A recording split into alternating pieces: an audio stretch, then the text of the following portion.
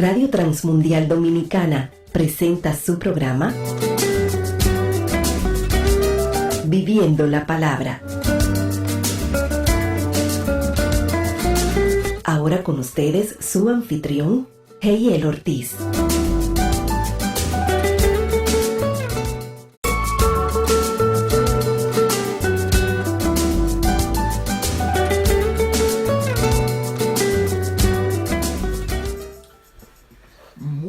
Sean bienvenidos al programa Viviendo la Palabra. Les habla Heiel Ortiz. En esta ocasión continuamos con nuestra gran serie que está casi llegando a su fin de Siendo Cristianos en una Sociedad Corrupta. Hoy llegamos al 1 de Corintios capítulo 15 y estaremos viendo los versículos del 1 al 11. Y cuando llegamos al capítulo 15, Pablo nos centra su discurso, su mensaje, en lo que sería el elemento central del mensaje del Evangelio, que es la resurrección, su importancia, su significado para nuestra fe. Y los versos claves del capítulo lo encontramos en los versos del 14 al 20 de 1 de Corintios 15. Recuerden que estoy leyendo en la Nueva Traducción Viviente y dice así: Y si Cristo no ha resucitado, entonces toda nuestra predicación es inútil, y la fe de ustedes también es inútil, y nosotros los apóstoles estaríamos todos mintiendo acerca de Dios, porque hemos dicho que Dios levantó a Cristo de la tumba. Así que eso no puede ser cierto si no hay resurrección de los muertos. Y si no hay resurrección de los muertos, entonces Cristo no ha resucitado. Y si Cristo no ha resucitado, entonces la fe de ustedes es inútil, y todavía son culpables de sus pecados. En ese caso, todos los que murieron creyendo en Cristo están perdidos. Y si nuestra esperanza en Cristo es solo para esta vida, somos los más dignos de lástima de todo el mundo. Lo cierto es que Cristo sí resucitó de los muertos. Él es el primer fruto de una gran cosecha, el primero de todos los que murieron. Para llegar a este punto, en el capítulo 15 de Romanos, Pablo nos inicia en este mismo capítulo explicando su motivación inicial, y es recordarles. Eso está en capítulo 15, versículo 1 y 2, que dice: Ahora, amados hermanos, permítanme recordarles la buena noticia que ya les prediqué. Es como Pablo estuviera diciendo: yo quiero volver a decir una vez más lo que les comenté en un principio cuando les llevé el Evangelio. En ese entonces, dice Pablo, lo recibieron con gusto y todavía permanecen firmes en ella. Esa es la buena noticia que los salva si ustedes siguen creyendo el mensaje que les prediqué, a menos que hayan creído algo que desde un principio nunca fue cierto. Una pregunta que puede surgir es: ¿por qué recordarles una vez más a la iglesia de Corinto, Pablo, y a nosotros el mensaje central del Evangelio? Versos 3 y 4. ¿Cuál es el mensaje? ¿Cuál es la realidad de esto? Bueno, si nosotros vamos a Deuteronomio capítulo 6, versículo del 4 al 8, nos daremos cuenta de la importancia de la repetición. De hecho, la repetición es recomendada para el aprendizaje y para el procesamiento del conocimiento, y para que el conocimiento se quede fijo en nuestra mente y en nuestro corazón. Oigan lo que dice Deuteronomio capítulo 6 del 4 al 8. Escucha, Israel, el Señor es nuestro Dios, solamente el Señor. Ama al Señor tu Dios con todo tu corazón, con toda tu alma y con todas tus fuerzas. Debes comprometerte con todo tu ser a cumplir cada uno de estos mandatos que hoy te entrego. Repíteselos a tus hijos una y otra vez. Habla de ellos en tus conversaciones cuando estés en tu casa, cuando vayas por el camino, cuando te acuestes, cuando te levantes. Átalos a tus manos y llévalos sobre la frente como un recordatorio. Debemos recordarnos constantemente las verdades del Evangelio. Es como si usted se predicara todos los días el Evangelio para recordarse primeramente de su condición, segundo, para recordar lo que Cristo hizo por usted, y número 3, recordar el propósito de Dios en su vida para salvarlo. Ahora bien, ¿cuál es el mensaje que debo recordar?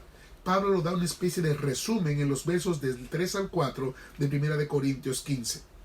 Dice: yo les transmití a ustedes la más importante y lo que se me había transmitido a mí también. Cristo murió por nuestros pecados, tal como dicen las Escrituras. Fue enterrado y al tercer día fue levantado de los muertos, tal como dicen las Escrituras. Esto es un resumen del Evangelio. De acuerdo a las Escrituras, Cristo debía morir por nuestros pecados. Y de acuerdo a las Escrituras, Cristo tenía que resucitar para que se cumpliera el ciclo del Evangelio. Si Cristo no resucita, entonces el Evangelio está incompleto. Si Cristo no resucita, entonces nuestra fe es vana. No hay esperanza, no hay nada que podamos ponderar y decir, ¿valdrá la pena seguir? No vale la pena porque Cristo no ha resucitado. Y esta verdad de las Escrituras plantea, es una verdad que está contundente y comprobada a través del tiempo. ¿Cómo Pablo plantea la comprobación de esta verdad? Bueno, vamos a ir al versículo 5 al 9 de 1 Corintios 15, que dice, lo vio Pedro, y luego lo vieron los 12. Más tarde lo vieron más de 500 de sus seguidores a la vez. O sea, no uno por uno. Es como que Pablo está diciendo, al principio lo vio uno, luego lo vieron los 12, luego lo vieron 500 a la vez. 500 personas a la vez. La mayoría de los cuales todavía viven, aunque algunos ya han muerto.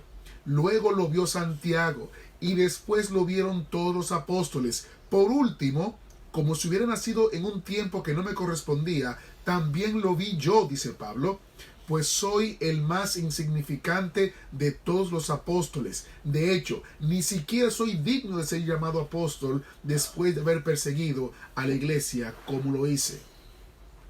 Es interesante ver la importancia de tener claro el elemento de la resurrección en cuanto a nuestra fe cristiana. Decimos que somos hijos de Dios, decimos que hemos creído en el Evangelio, pero tenemos que recordarlo constantemente a nuestras vidas de que el Evangelio es vital y la clave, el elemento central del Evangelio es la resurrección de Jesucristo. Una pregunta que puede surgir ¿es nuestra condición un límite para el poder del Evangelio? De acuerdo al versículo 9 y 10, no. Dice Pablo, pues yo soy el más insignificante de todos los apóstoles. De hecho, ni siquiera soy digno de ser llamado apóstol después de haber perseguido a la iglesia como lo hice. Pablo estaba consciente de sus orígenes. Él dijo, si hay alguien que no debe ser apóstol, soy yo. Si hay alguien que no debe estar en esta posición de predicar el Evangelio como lo estoy haciendo, no, yo soy esa persona que no debe hacerlo porque yo perseguía a la iglesia de Cristo. Sin embargo, lo que ahora soy, todo se debe a que Dios derramó su favor especial sobre mí y no sin resultados, o sea, no fue en vano. Lo que Dios ha hecho en nuestras vidas no es en vano, no importa nuestra condición. Y ese es uno de los principios del Evangelio que tenemos que recordarnos constantemente. El Evangelio, de acuerdo al libro de Romanos, es poder de Dios para transformar las vidas. Y Pablo es un ejemplo de esa verdad. Y tú y yo somos un ejemplo de esa verdad. Otra pregunta que puede surgir, que le podemos hacer al texto, es la siguiente. Pablo, ¿haces lo que haces porque eres Pablo? ¿Porque tuviste esas experiencias y todo lo demás? La respuesta es no. Sin embargo, dice en el versículo 10, lo que ahora soy, todo se debe a que Dios derramó su favor especial sobre mí y no sin resultado. Todo se debe a la gracia y a la misericordia de Dios.